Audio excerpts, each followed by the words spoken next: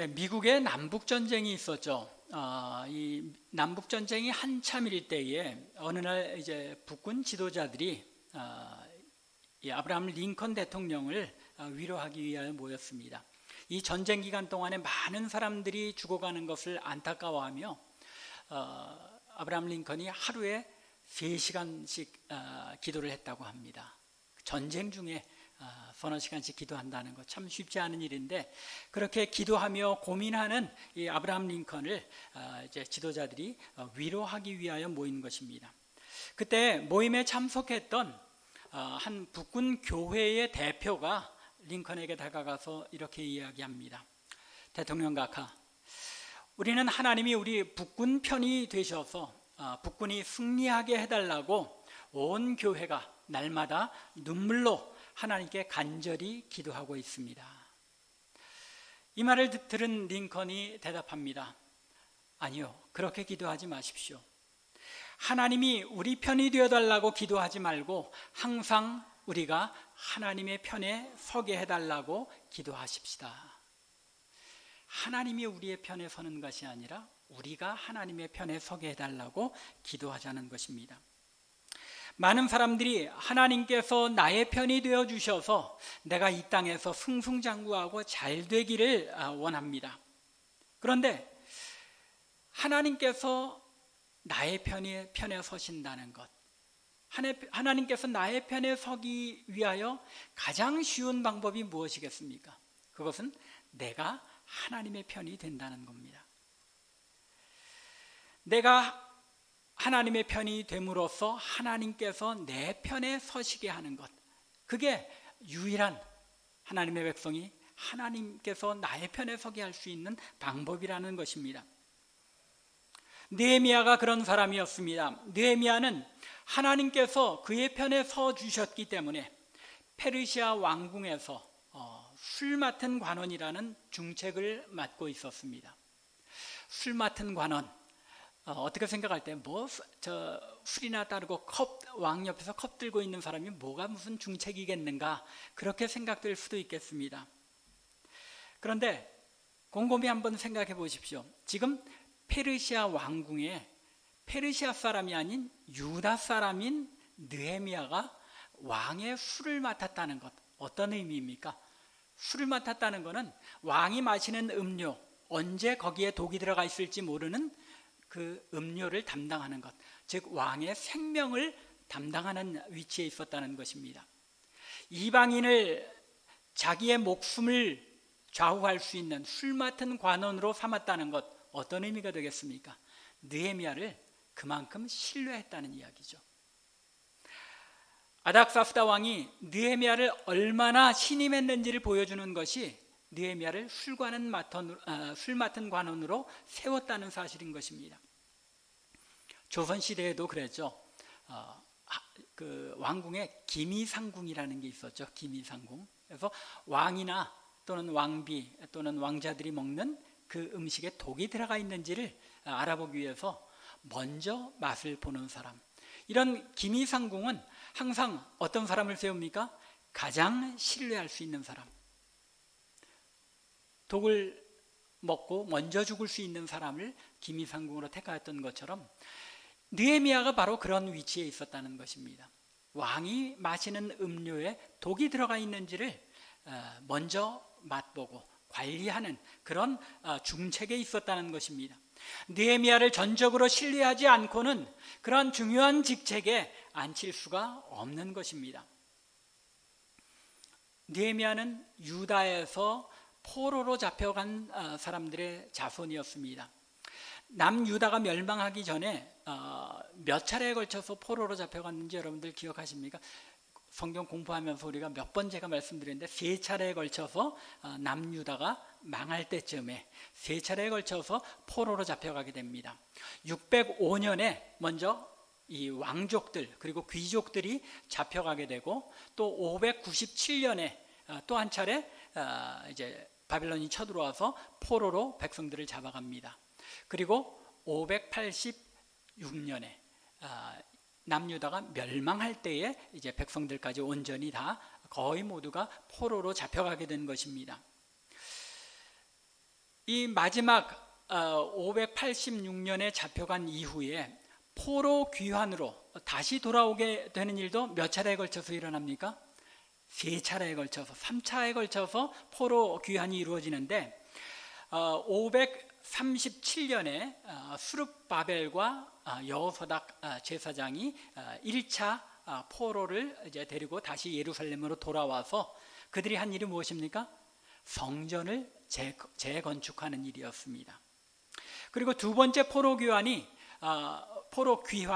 458년에 이루어지는데 이 두 번째는 누가 인도하냐면 에스라가 인도합니다. 그리고 나서 또 14년 뒤에 세 번째 포로 귀환 때가 느헤미야, 오늘 본문에 등장하는 느헤미야가 444년에 이제 포로들을 이끌고 귀환하게 됩니다. 이 3차 세 번째에 걸친 그 포로 귀환에서 느헤미야가 돌아와서 한 일은 성벽, 예루살렘 성벽을 재건축하는 일이었습니다. 단 52일 만에, 대단하죠. 2달이 채 못 되어서 이 예루살렘 성벽을 다 다시 중건하게 되는데, 이 느헤미야서라는 이 책은 바로 이 성전 재건축하는 이 사역에 관한 일을 기록한 책입니다. 느헤미야가 왕의 신임을 받는 인물인 동시에 믿음의 사람으로서 어떻게 모두가 불가능하다고 생각한 예루살렘 성벽을 재건하여 완공할 수 있었는지 그 비결을 이 느헤미야서가 우리에게 알려주고 있는 것입니다. 한마디로 이야기하자면 느헤미야는 하나님을 자기 편으로 삼았기 때문에 그런 놀라운 일을 할 수 있었다는 것입니다. 느헤미야가 하나님의 편에 섰기 때문에 하나님께서 느헤미야 편에서 그를 승승장구하게 하고 그의 행하는 일을 형통하게 하심으로써 그가 이 놀라운 하나님 나라의 일을 감당할 수 있었다는 것입니다. 그러므로 오늘 본문의 말씀을 통해서 과연 느헤미야가 어떻게 하나님의 편에 서서 그러한 놀라운 하나님의 일을 이룰 수 있었는지를 살펴보는 가운데 우리가 은혜를 얻기를 바랍니다. 첫 번째로 오늘 본문에 의하면 느헤미야는 하나님의 마음이 머무는 곳에 그의 마음을 둠으로써 하나님을 자기 편으로 삼았습니다.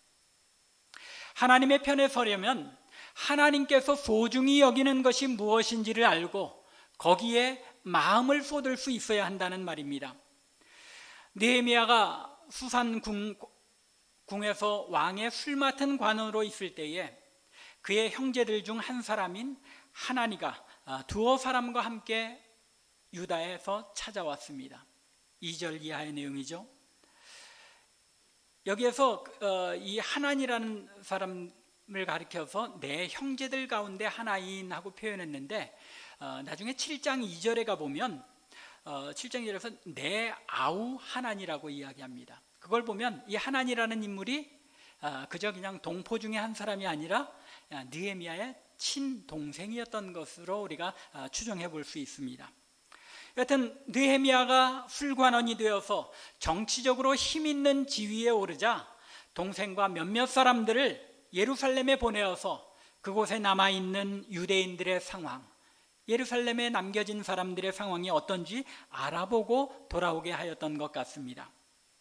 그런데 예루살렘을 보고 돌아온 하나니가 예루살렘의 남은 자들이 큰 환난을 당하고 능욕을 받으며 예루살렘 성은 허물어지고 성문들은 불탄 채로 황폐하게 남아 있었다고 보고합니다.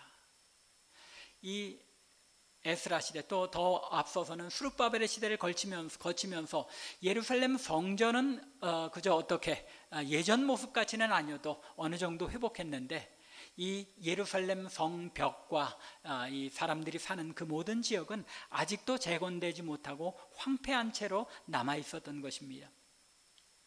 더욱이 하나니가 3절에서 남은 자들이 큰 환난을 당하고 능욕을 받고 있었다고 보고하고 있는 것에서도 알 수 있지만 에스라서에 나타난 바에 의하면 황폐하게 된 성읍에 남아있던 예루살렘 사람들이 이방 민족들, 모압, 암몬, 에돔, 또 심지어 그 이스라엘의 10지파 중에 속하였던 이 사마리아인들에게 핍박을 당하고 괴롭힘을 당하는 그런 상황이었던 것입니다.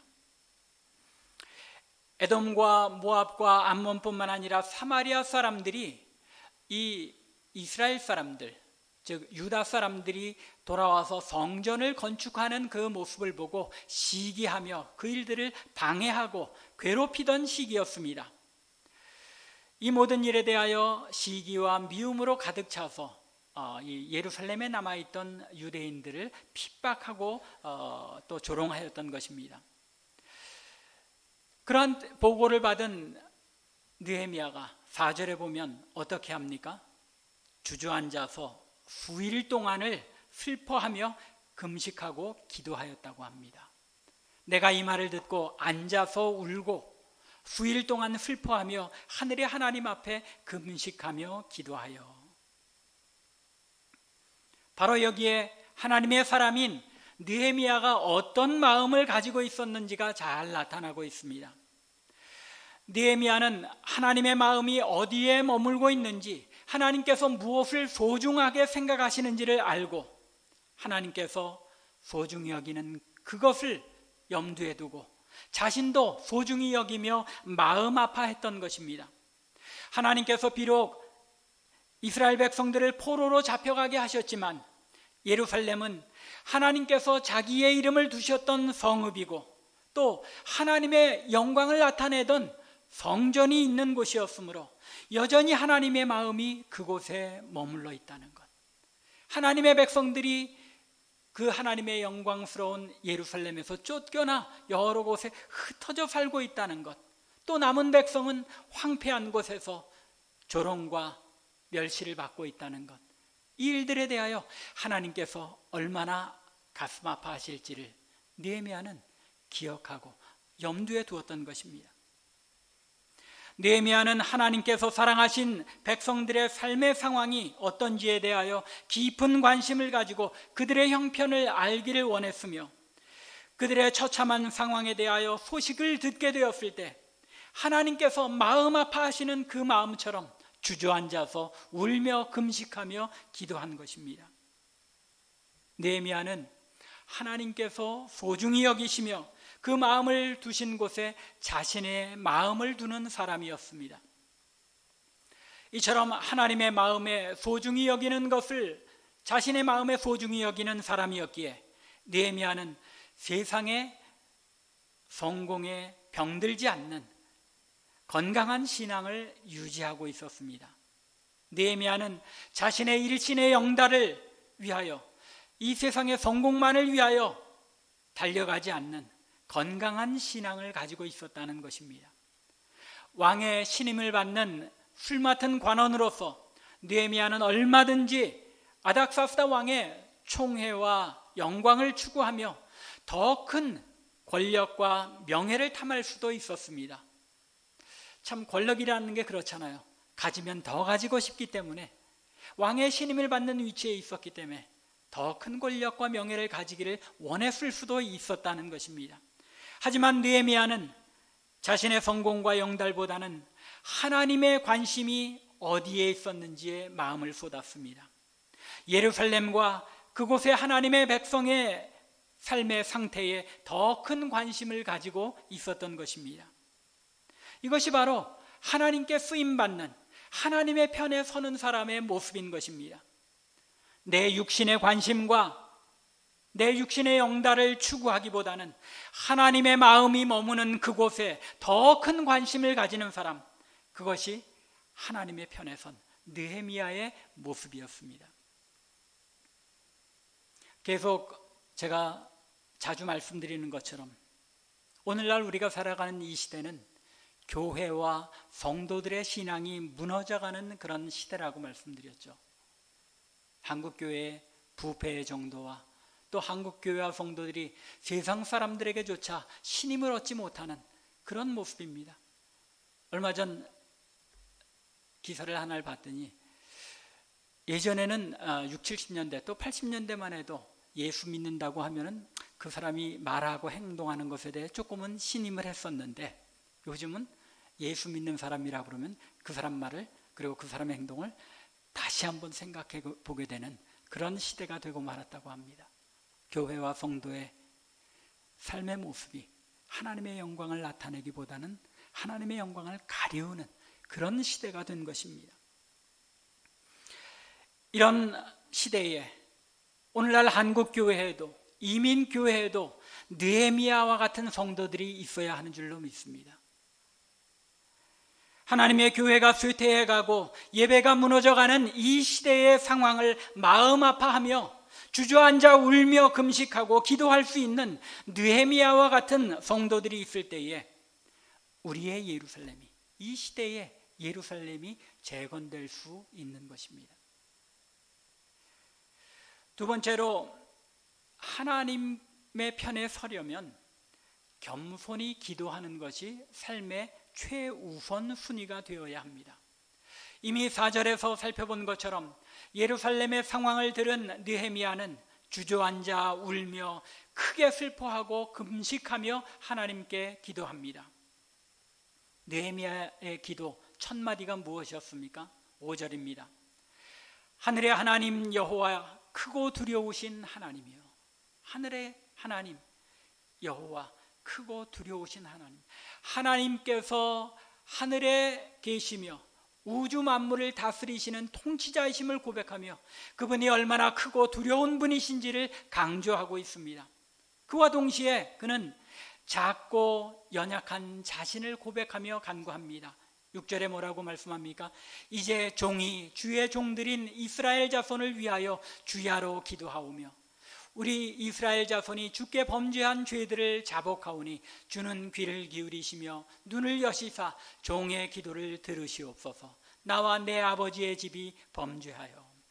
계속 반복되는 단어가 무엇입니까? 종이, 종들이, 종의 기도를, 종이라는 단어가 계속 반복되는 것을 볼 수 있습니다. 느헤미야는 자신이 왕이신 하나님의 명령을 따를 수밖에 없는 종임을, 그 크신 하나님, 우주 만물을 창조하시고 다스리시는 그 하나님에 비해 자신은 하나님의 명령을 따르고 순종할 수밖에 없는 종의 신분인 것을 고백하고 있는 것입니다. 아닥사스다 왕의 준엄한 권위에 순종하는 신하의 입장이었기 때문에 자신의 처지에 비추어서 아닥사스다 왕보다도 더 크고 더 위대하신 왕이신 하나님의 높으심과 자신의 작고 연약함에 대해 더 크게 느꼈던 것입니다. 또한 주께 범죄한 자신들의 죄악, 조상들의 죄악과 자신들의 죄악을 자복하며 기도합니다. 그리고 하나님께서 언약하신 말씀에 근거해서 주의 백성들을 여러 나라 가운데 흩으신 것임을 인정하며 동시에 그 언약의 근거에서 긍휼히 여겨주실 것을 간구합니다. 7절부터 11절 말씀이죠. 그 내용을 보면 주의 종 모세에게 명령하신 계명과 율례와 규례를 지키지 아니하였나이다. 하나님의 백성들이 하나님과 맺은 언약을 지키지 않았습니다. 바로 그랬기 때문에 너희를 여러 나라 가운데 흩을 것이라고 하신 그 말씀이 우리에게 임하여 우리가 포로로 잡혀온 것임을 하나님 앞에 고백합니다.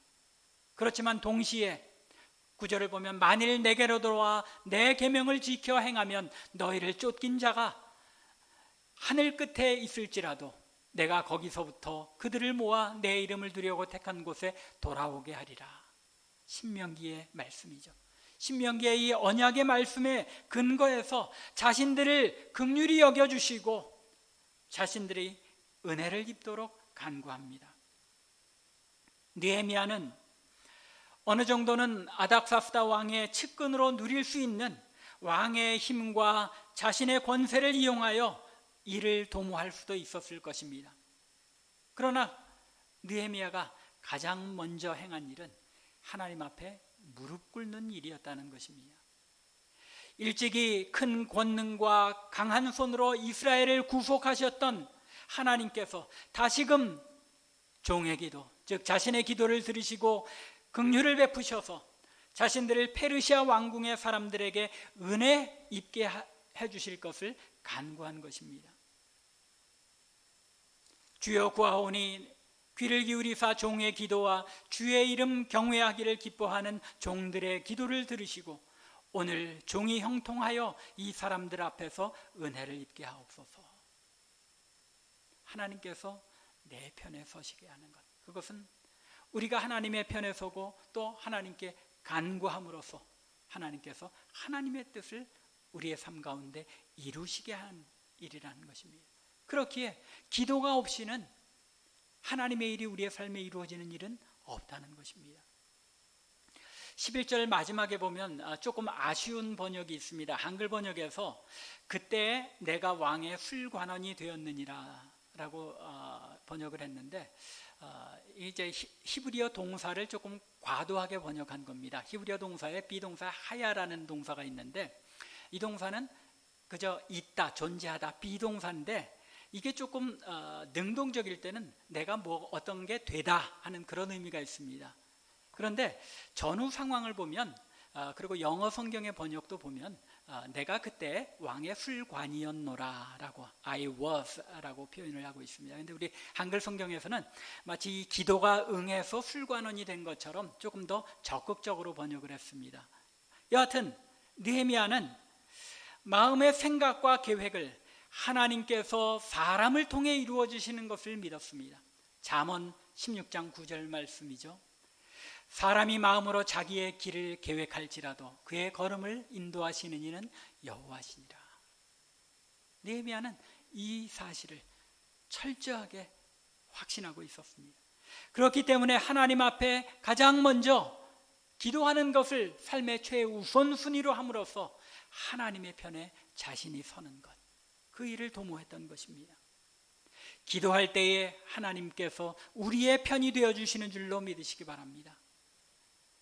마지막으로 하나님이 내 편이 되게 하려면 하나님의 부르심을 위해 자신의 모든 것을 내려놓을 수 있어야 합니다.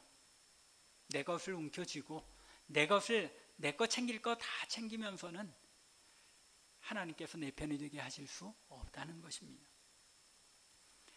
느헤미야는 그때 이미 술관원이었지만 자신의 모든 지위와 권세를 내던지고 예루살렘 성을 복구하기 위해 자신을 예루살렘으로 보내줄 것을 아닥사스다 왕에게 청합니다. 2장 5절에 그 말씀이 자세하게 기록했는데 오늘 읽지는 않았지만, 왕에게 아뢰되 왕이 만일 좋게 여기시고 종이 왕의 목전에 은혜를 얻어 싸우면 나를 유다 땅 나의 조상들의 묘실이 있는 성읍에 보내어 그 성을 건축하게 하옵소서. 하나님 앞에 기도한 뒤에 자신의 모든 것을 내던지며 왕에게 예루살렘 성에 다시 돌려보내어 성을 건축하게 해주시기를 간구한 것입니다. 이 사실은, 이 청원은 사실 왕의 미움을 받아 느헤미야 자신의 목숨을 위태롭게까지 할 수 있는 간청이었습니다. 그렇지 않습니까? 왕의 목숨을 책임지고 있는 사람이 왕의 곁을 떠나겠다고 하는 것은 왕의 생명을 포기하는 것이고, 따라서 자신의 목숨까지도 위태로울 수 있는 그런 간청이었습니다. 자신의 지위와 권세, 심지어는 목숨까지 내던지는 모험을 감행한 것입니다. 그럼에도 불구하고 느헤미야는 마치 이 죽으면 죽으리라, 여러분들 시간적으로 생각해 보면 에스더 아시죠? 에스더가 살았던 시기에서 이 느헤미야가 살았던 시대가 한 세대 정도 차이가 납니다.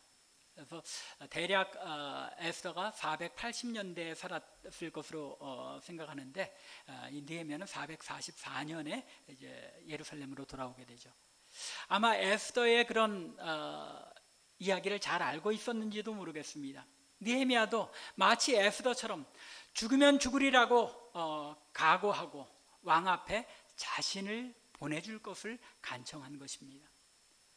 뿐만 아니라 얼마나 대담했는지 8절을 보면 그가 성전에 속한 영문의 문과 성곽과 내가 들어갈 집을 위하여 들보로 쓸 제목을 내게 주게 하옵소서 하매 하나님의 선한 손이 나를 도우심으로 왕이 허락하고, 자신의 목숨을 내던지는 것도 모자라서 뭐라고 한 겁니까?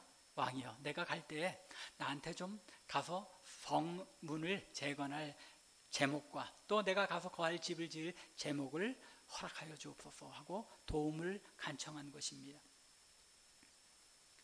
하나님께서 왕과 왕후의 마음을 움직여 느헤미야가 청한 그 모든 것을 허락할 뿐만 아니라 9절에 보면 군대 장관과 마병을 보내어 나와 함께 하게 하시기로, 왕의 군대를 보내어서 이 느헤미야와 귀환하는 백성들을 보호하도록 호위하게 합니다. 하나님의 나라와 그 나라의 일을 위해 모든 것, 자신의 목숨까지도 내던지면서 하나님의 편에 섰을 때에 하나님께서 더 크고 더 놀라운 것들로 느헤미야에게 갚아주시고 채워주신 것입니다. 이 더 크고 놀라운 것이라는 것이, 그것이 왕궁에서 누릴 수 있는 그 영화, 그런 것들만 못했을 수도 있죠. 그러나 느헤미야가 하나님의 편에 섰을 때 하나님께서 그의 편에 서서 그가 원했던 모든 필요를 차고도 넘치게 채우시는 은혜를 분명하게 느헤미야로 하여금 체험하게 하신 것입니다. 이것이 하나님 나라의 일이 되어져가는 모습입니다. 우리가 우리의 모든 것을 내걸고 하나님께 맡길 때 하나님께서 우리의 필요를 채우시고 우리의 모든 것에 더 차고 넘치도록 채우셔서 하나님의 일을 감당케 하시는 것입니다.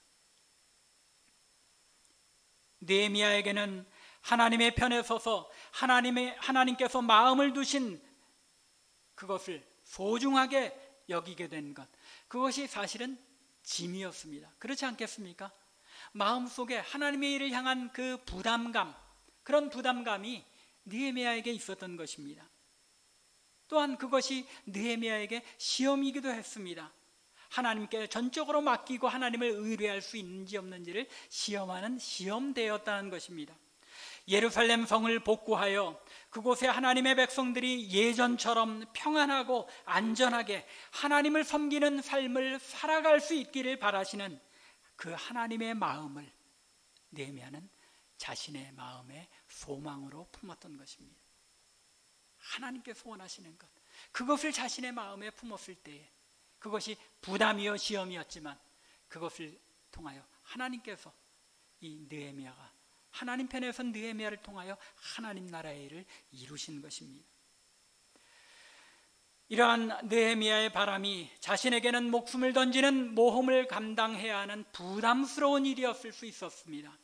또 아브라함에게 아들 이삭을 바치라고 명하신 것 같은 믿음의 시험이기도 했었습니다. 그러나 하나님께서 이 큰 믿음의 시험을 주실 뿐만 아니라 기도하며 결단할 수 있는 믿음과 용기도 주심으로써 이 믿음의 시험을 감당하게 하신 것입니다. 하나님께서 오늘날 우리에게도 이런 믿음의 결단과 용기 있는 그런 결단을 우리에게 요구하시는 것입니다. 오늘날 우리가 살아가고 있는 시대는 느헤미야의 시대처럼 예루살렘 성벽이 무너져 주변 이방 민족들, 곧 믿지 않는 사람들에게 조롱과 핍박을 받는 그런 시대로 전락하고 말았습니다. 우리는 교회와 성도가 세상 사람들에게 신뢰를 잃고 세상이 기독교를 조롱해도 무엇이라 반박하지 못하는 교회의 성결과 세상과는 다름이 사라져버린 시대의 신앙생활을 하고 있는 것입니다. 하나님께서 이 시대에도 에스라와 같은, 그리고 느헤미야와 같은 믿음의 사람들을 원하시며 우리를 부르시는 것입니다. 이 시대에도 하나님의 마음이 있는 곳에 자신의 마음을 두며 무너진 하나님 나라의 성벽과 이방 민족들에게 조롱받는 하나님의 백성들의 삶의 모습을 안타까워하며 울며 금식하는 하나님의 사람을 하나님께서는 찾으시는 것입니다. 우리들 자신이 느헤미야처럼 하나님께서 소중히 여기시는 것을 소중히 여기는 사람들이 될 수 있기 바랍니다. 자신의 목숨을 내던지면서까지라도 하나님 나라의 의를 구할 때에 하나님께서 느헤미야를 사용하셨던 것처럼 우리를 사용하여 그 나라를, 무너진 예루살렘의 성벽을 우리를 통하여 회복시킬 줄로 믿습니다. 문제는 우리가 느헤미야처럼 하나님의 편에 서서 하나님께서 소중히 여기시는 것을 내 마음에 소중히 여기며 기도하는 사람들이냐 아니냐는 것입니다. 우리 모두가 하나님의 소망을 우리의 소망으로 품을 수 있기 바랍니다. 하나님의 편에 섬으로써 하나님께서 우리 편에 서게 되는 이런 놀라운 은혜를 맛보는 사람들이 될 수 있기를 바랍니다. 그런 말미암아 이 시대에 무너진 예루살렘의 성벽, 이 시대에 무너진 교회의 권위와 영광을 하나님께서 우리를 통하여 다시 회복시키시는 놀라운 은혜를 맛볼 수 있는 우리 참빛교회와 성도들 되기를 주님의 이름으로 간절히 축원합니다.